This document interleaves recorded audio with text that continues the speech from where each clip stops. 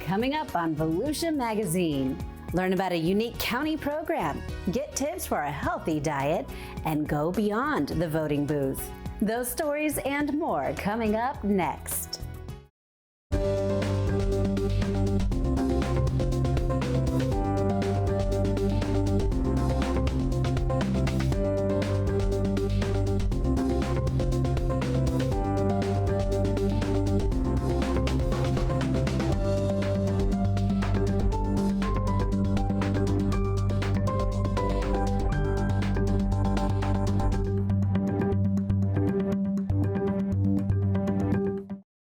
Hello and welcome to Volusia Magazine. I'm Amber Osman. Say the word courtroom and most people think punishment. But for the Volusia County Drug Court, it's a chance to turn around lives. Dr. Holly Smith has the story in Community Health Matters.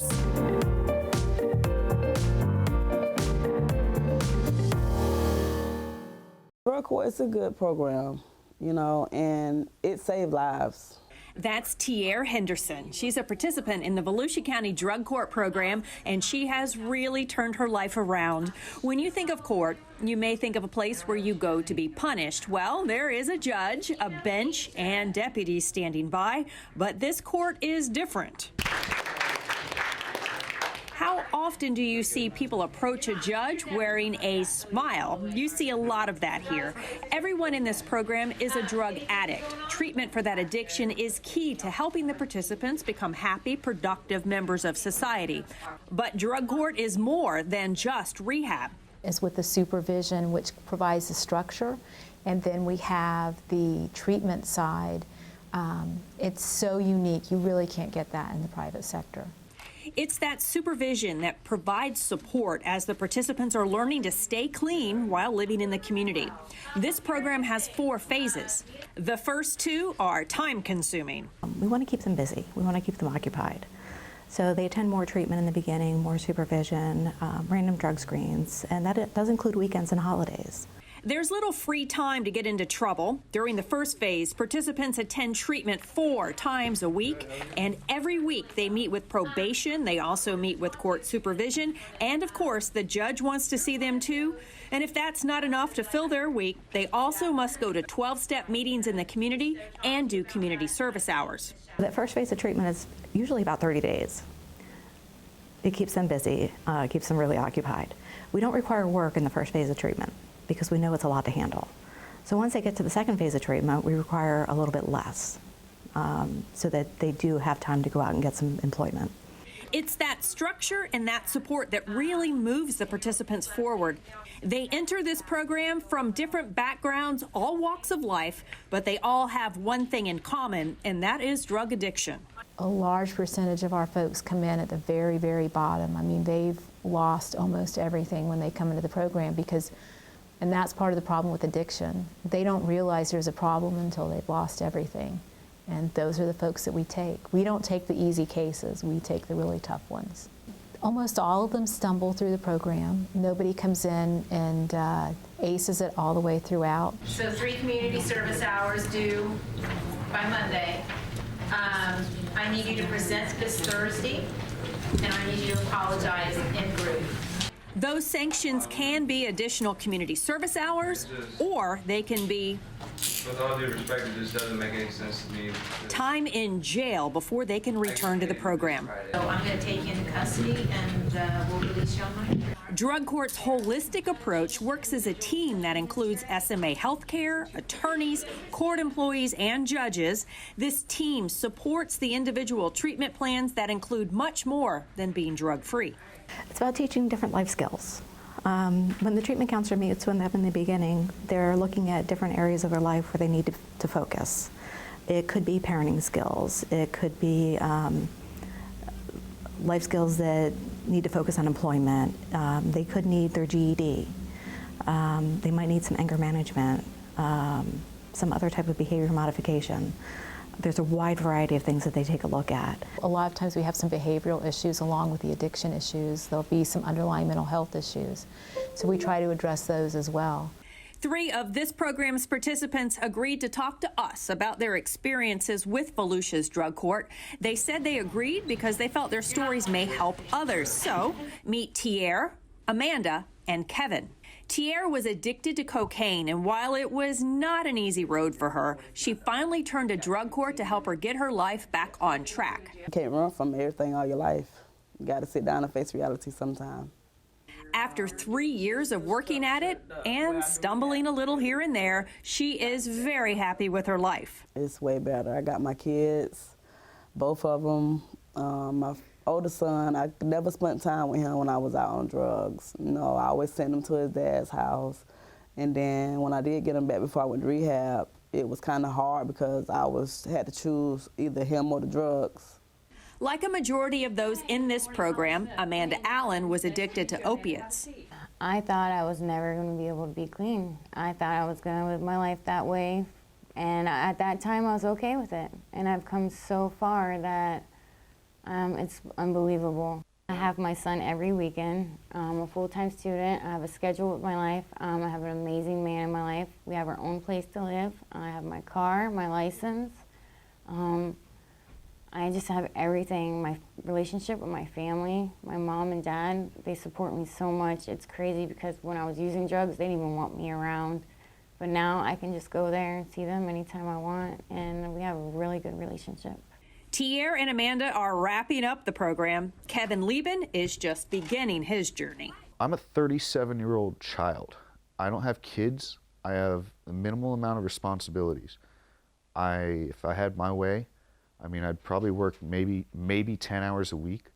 Kevin likes the structure of the program. In fact, that is what he asked for, and he's taking advantage of the lessons. It throws stuff at you that forces you to be a responsible adult and deal with things not going your way. After 6 months in drug court, Kevin's life looks a bit different.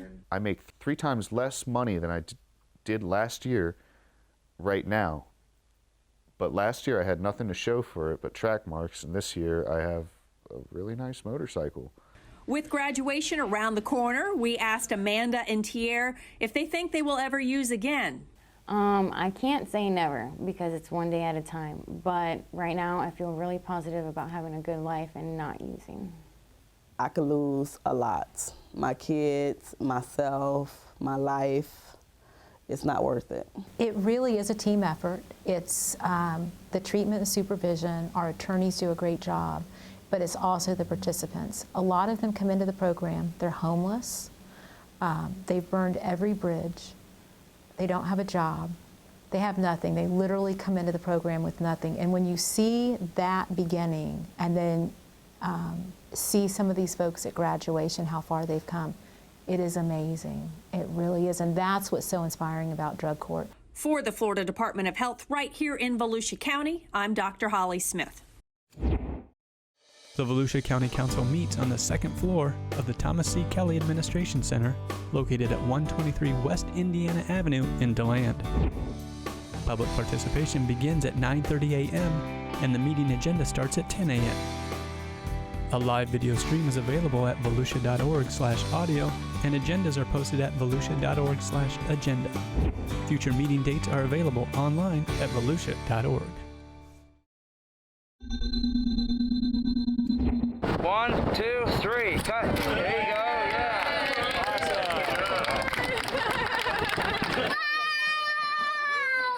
Is there anything more joyful than the sounds of children at play? So the Hope Place Play Yard, Library, and Homeless Shelter are the culmination of years of planning and development. And I was just talking about that. The collaboration that has gone on to actually bring all of this together is just amazing.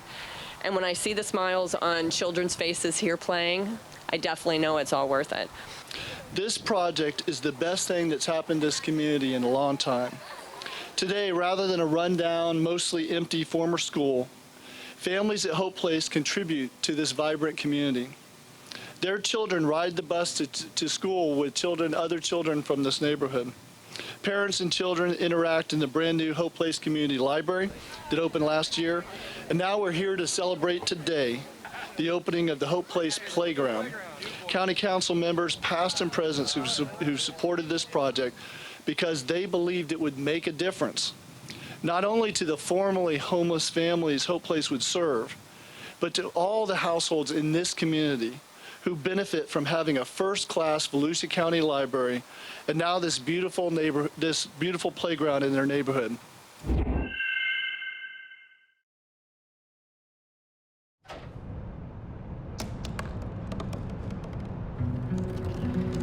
They said I couldn't dream.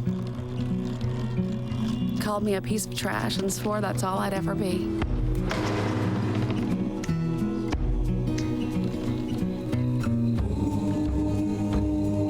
Said a bottle couldn't see the ocean.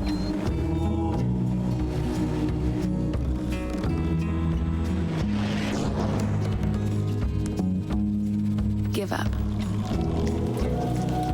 Go back to the dumpster.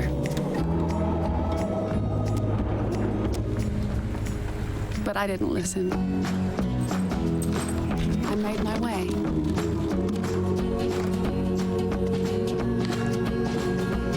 And now, I am what I've always wanted to be.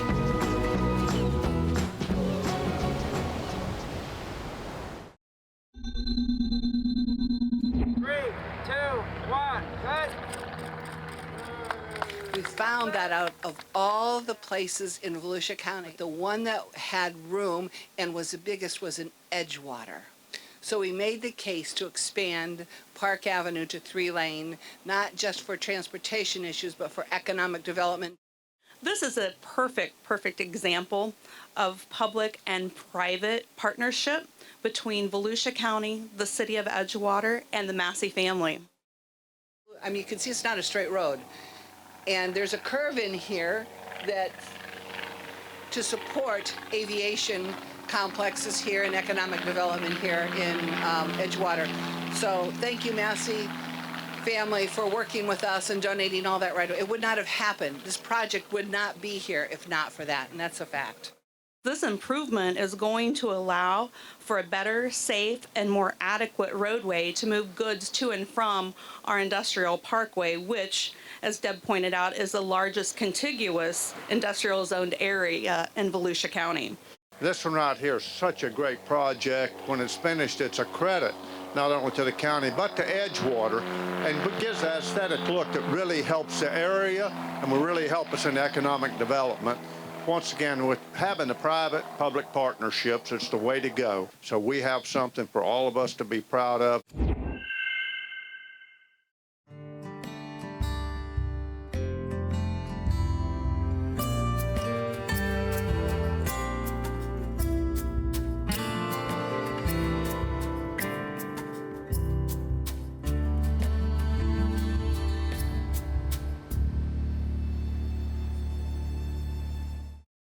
The month of March roars in like a lion, leaves like a lamb, and has a heavy dose of madness. But the Volusia County Extension Office wants to remind you that March is also Nutrition Month. Patrick Zayas has the slam dunk details.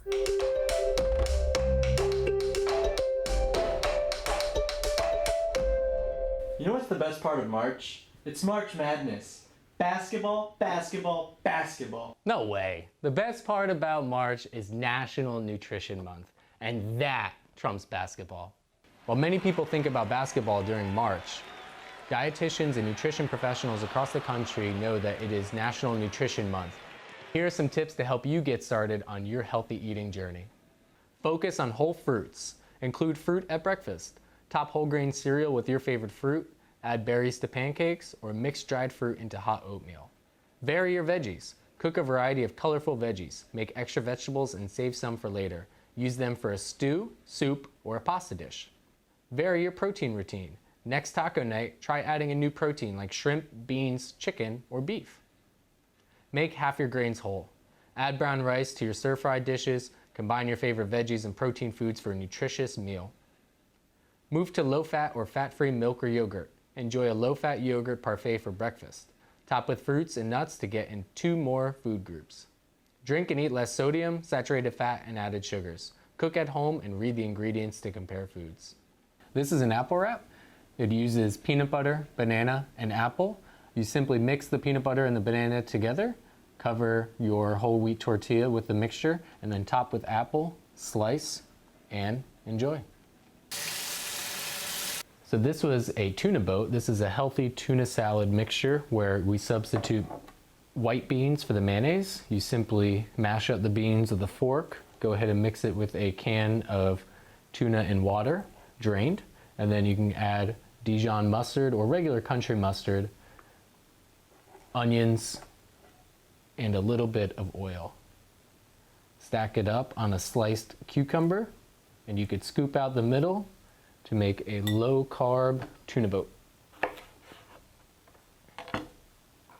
So this is a raspberry lime fizz. It's a healthy soda option. Instead of using high sugar soda, what we are gonna do is 100% juice, and we are gonna mix it with seltzer water. And this will give us the carbonated sweetness of a soda, but with actual nutrients from the 100% juice. It's easy to make at home and a good alternative to the sugar-sweetened sodas. You could substitute any 100% juice for this. Doesn't have to be cranberry raisin, but that's what I chose today. Add a little bit of lime and serve. Have you seen this? Ooh, the March Madness app? No, it's the Start Simple with My Plate app. Choose from a variety of food goals or use the Pick for Me feature if you want ready-made goals and tips. Sync up to your smartwatch or do it all on your mobile device. See daily progress in each food group as you meet your goals. Get simple how-to tips to help meet your goals. Select options for notifications and reminders. Visit the My Plate 101 section for more information about healthy eating. Post your badges on social media to share your success and encourage others. Here, I think you need this. What? With Solutions for Your Life, I'm Patrick Zayas. Volusia.org is your online county government resource. View the county council agenda and meeting calendar, as well as review past meeting minutes and archived video and audio. Save time and bypass the lines by going online to register your car or boat, pay a bill, and much more. Plus, you can use the site to discover activities, workshops, and ways to become involved with your community. Volusia.org is your portal to everything Volusia County. It's a good idea for private well owners to test their water at least annually.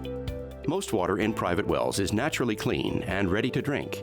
But sometimes, like during a major storm, chemicals and bacteria can leak into groundwater.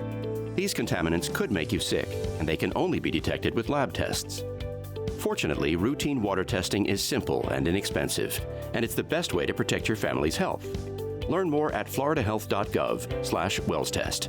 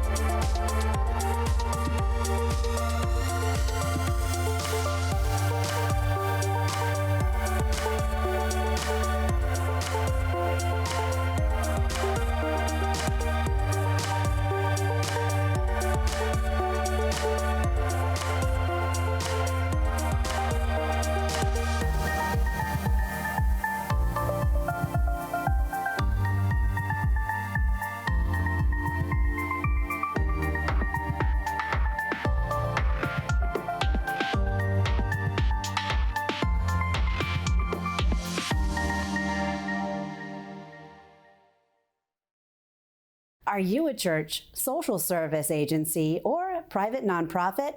Perhaps maybe you know someone who is. Well, Volusia County wants to help you make a huge difference in our youth this summer.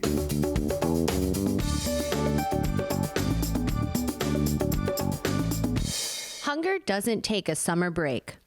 Children who depend on school meals during the year often miss out on these wholesome meals during the summer months. We need your help to make sure our children are fed during the summer. Volusia County government will sponsor the Summer Break Spot food program for 11 weeks from June 1st through August 14th. Summer Break Spot provides breakfast and or lunch to all children ages 18 and younger in areas where at least 50% of the children are eligible for free or reduced price school meals. Children and parents alike are raving about the program. It's really nice because, we're out and about all day. Rather than getting, like fast food, which we don't really like for our kids so much. But, there's a nice healthy meal here for them. It saves me on cooking. And the kids like to play here also, so they get a meal and they get to hang out and see their friends and take out books while we're here. And the kids love the food. Anika and her mom visited the Daytona Beach Regional Library, which was one of 58 summer food sites last year. I like the Italian sub, and I like the turkey sandwich and the PB&J. It's all good, and I like coming here a lot. It's fun. I could play at the park, or I could get books. I could play with the Legos. Volusia County will provide the food, but we need sites and volunteers. Churches, social service agencies, and private nonprofits can help us feed children simply by providing a safe place for them to eat. Approved sites will receive meals to serve to the children. There is no cost to the organization, and the county will provide free training. Hosting a summer food site is easy and rewarding. Just listen to this site supervisor. The most rewarding thing is actually watching the children eat, the smiles on their faces, and they're happy, and they say thank you, and they're just excited about being here. Once a site is approved, the county will schedule staff and volunteers for training. I provide a mandatory training that informs them of the policies and procedures of the program. I also conduct a mock meal service where they would participate in learning about how to serve the meals, receive the meals, how to manage the site, completing the paperwork, and just how to clean up afterwards and storing the meals, those type of things. And it's just a way to get them to understand how the process works and how to complete the paperwork. If they feel like they have a need to store the meals and they don't have a way to store them, or they need an additional refrigerator, I can provide that to them. We contract with a local vendor and they'll deliver a refrigerator or refrigerators to them. If your organization would like to sponsor a summer food site, please call 386-736-5956. Applications are due by March 13th. Summer Break Spot.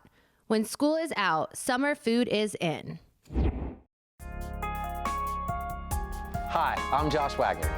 And I'm Billy Wheeler.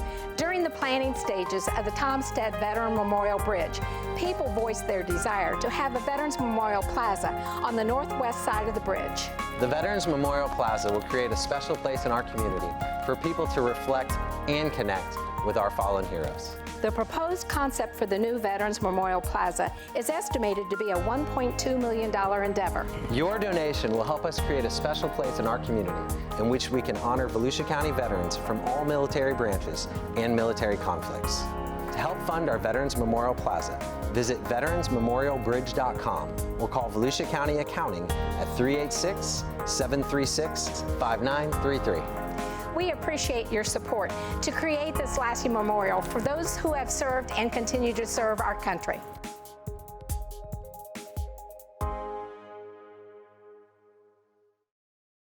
Voting is an American principle and an important pillar of our democracy.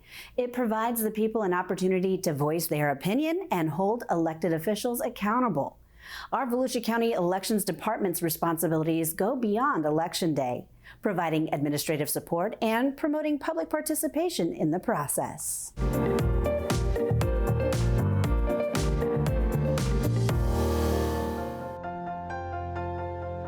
Everyone that works at the office has the same mindset that people's votes are important. We do want to assure them their vote counts. When they come in and they cast their ballot and they vote, that's part of our democracy. We all take pride in knowing that we are taking part of the system and the results are coming out the way they should be.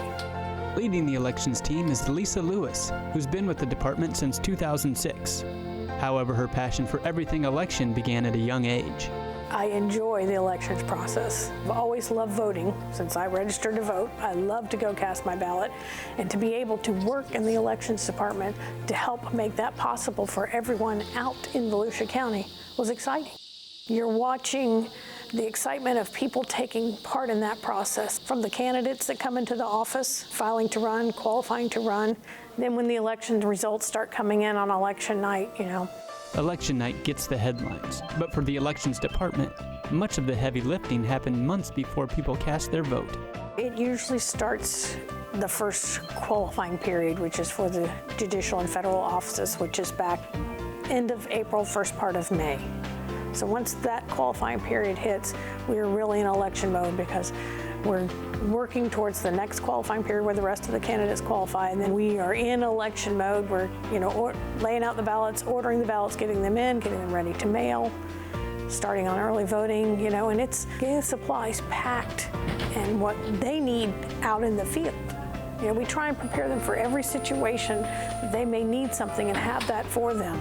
And the they Ms. Lewis refers to are the poll workers. Poll workers are truly a big major part of the backbone of an election process. They're the ones that see the public most on election day. I mean, they're there, they start at 6 a.m.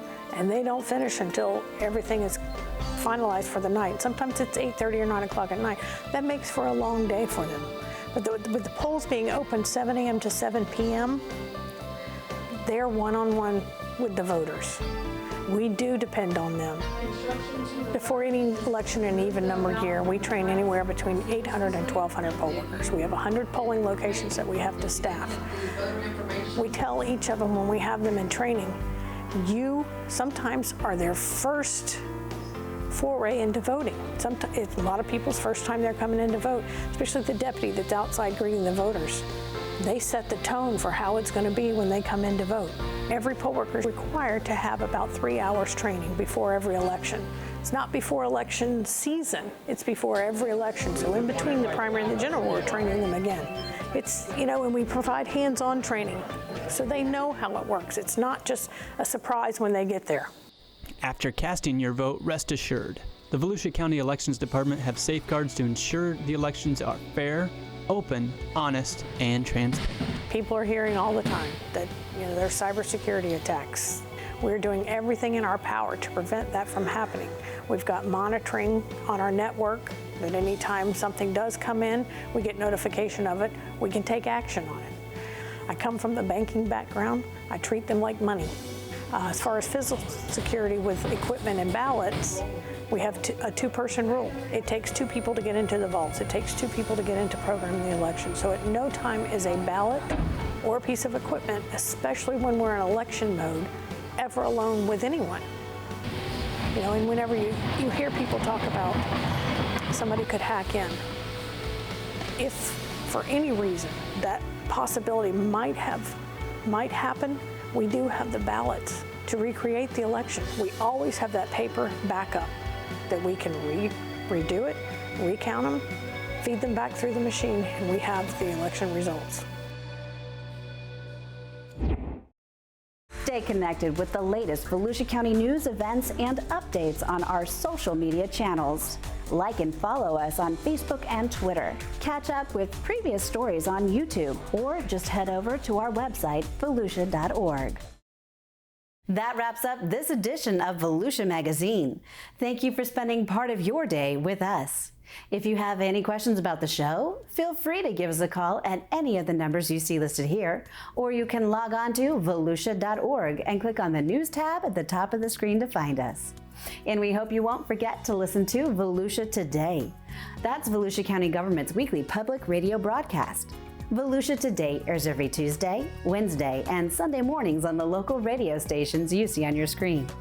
For Volusia Magazine, I'm Amber Osman. Have a wonderful evening.